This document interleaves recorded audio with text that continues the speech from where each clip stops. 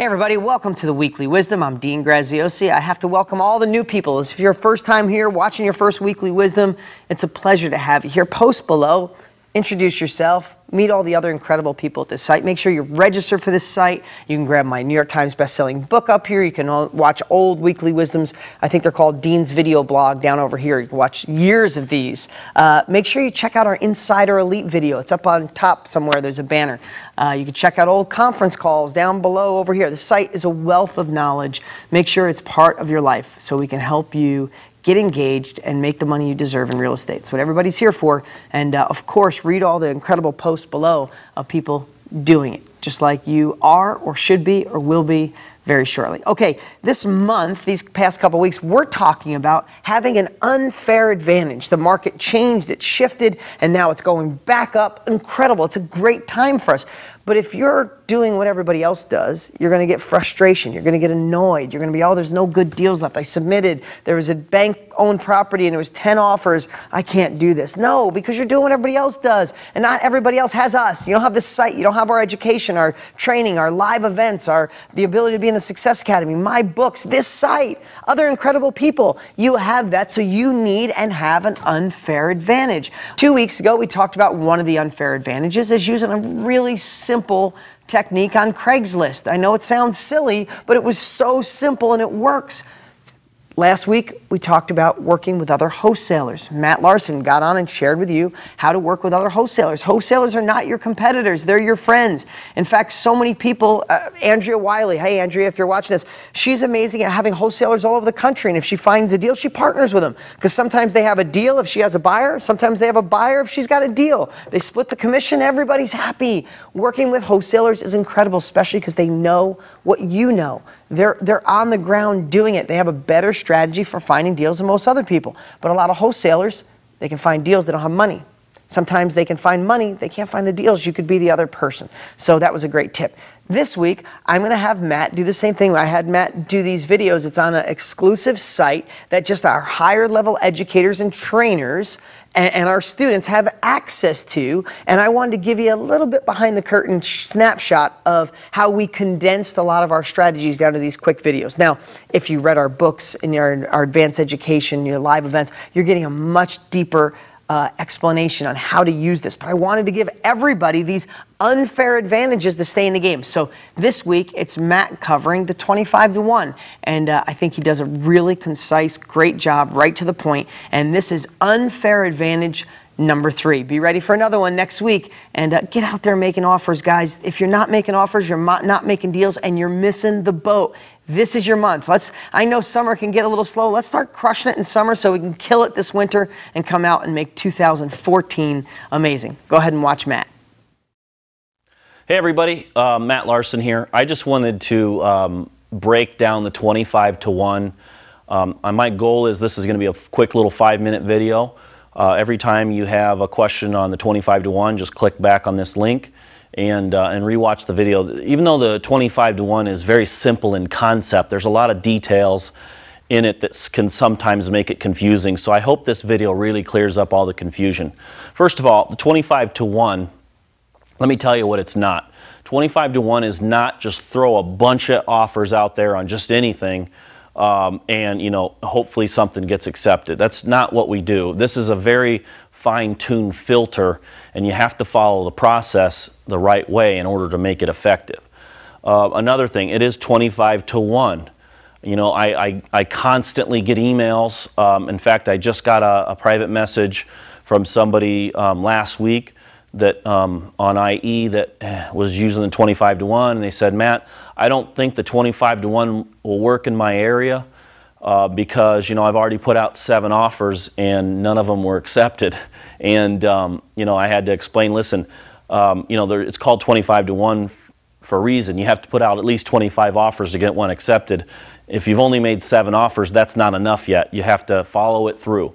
So anyway, also, it's not 25-to-3 either.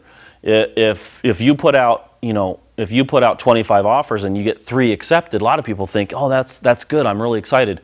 But that's not how it works. 25-to-1 is the ideal number.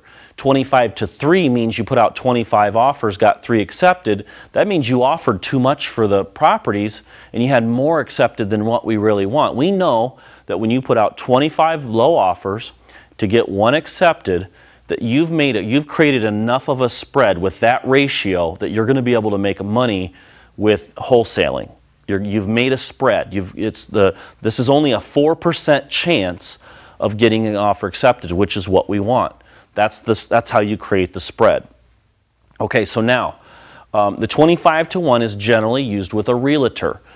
This is for MLS properties. Okay, so knowing that, when you call your realtor, and everybody knows how to get a realtor, we covered in the 30 days to cash, the yellow book. If you don't have a realtor yet, go back to that book, read through that section a couple of times, and then follow the steps and get a realtor. So the first thing is we want properties that are listed as is. What's as is mean? As is means is that, you know, the owner's selling it and they're like, you know what, I got to sell this property. It probably needs work and there's probably something wrong with it, but I'm selling it as is. Okay, so as is might look pretty normal, but as is what it's really saying is this is a desperate seller. They don't have any money to fix the property and the property's got problems. That's what we like. The next thing is vacant. There again, people say, oh, vacant, no big deal. No, vacant means it's a really big deal. Vacant means that somebody owns that house and they're living somewhere else. Now they're paying for 2. People don't like paying for a house they're not using. It's a highly motivated factor. The next thing, price reduction. You know, some people will say, you know, just base it on days on market. When the house gets over 120 days on market, you know, that's when you may make your offer. But that's not how we do things, especially in this market now. It's a shifting market. It's pretty hot and heavy. We look for price reductions. And somebody can have a house on the market for only a week and have a price reduction. Who's more motivated? Somebody that has a house on the market for a week and reduces the price, or somebody that has a house on the market for 90 days and reduces the price? The person that has it on for a week. So we like price reduction. That price reduction means that owner admitted that they were wrong, you know, or they're motivated and they have to sell, they'll just keep lowering it fast. So it's a highly motivated factor. So we want as is vacant price reduction. Your realtor can filter this information on the MLS. It's a simple process using the MLS software. The next thing is we want 3-bedroom homes. Why 3-bedroom? Well, because there's a chance that your buyers are going to want, there's a more likely chance that your buyers will want 3-bedroom homes over anything else. So we want to have the best case scenario. So 3-bedroom homes. We also want starter homes. What's a starter home? Well, a starter home is the entry-level homes. I don't care where you go. It doesn't have anything to do with necessarily in price, because some people say, you know what, you know, I live in San Francisco, there's no starter homes because nothing here is $100,000. Well, that's not, we're not talking about money necessarily. It's all, real estate is local. So if you're in San Francisco, a starter home might be 600 grand. But that's what a starter home is there.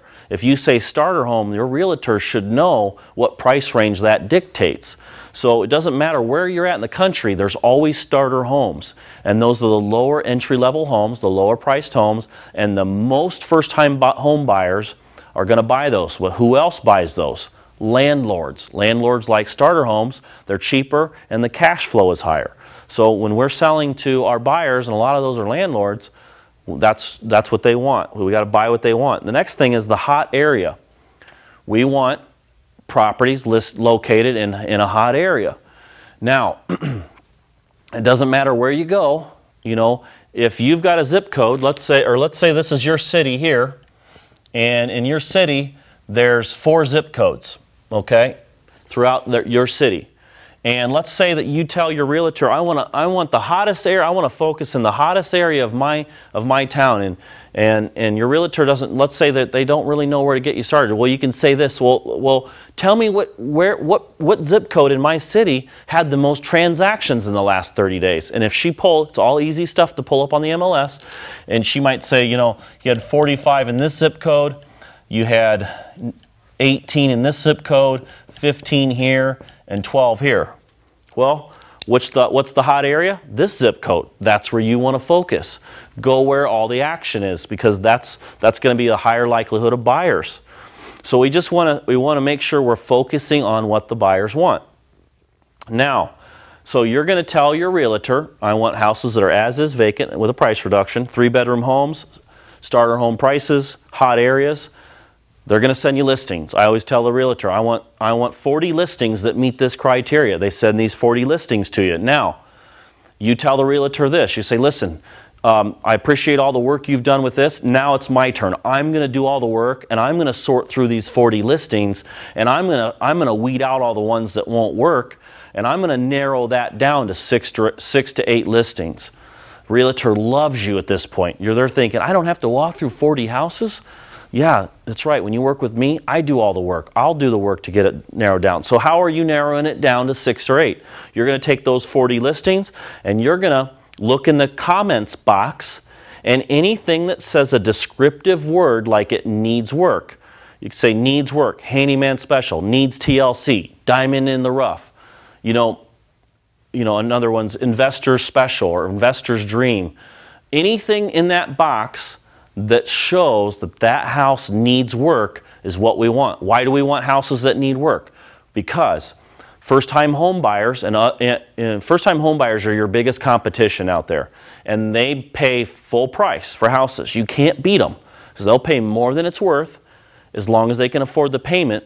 The loophole is, though, is they can't use FHA financing for houses that are in rough condition. Okay, it's against the FHA guidelines to allow a first-time home buyer loan on a house that needs a bunch of work. So that's what we buy. Plus, we're making a low offer. If we're going to make a low offer, we got to have reasoning why.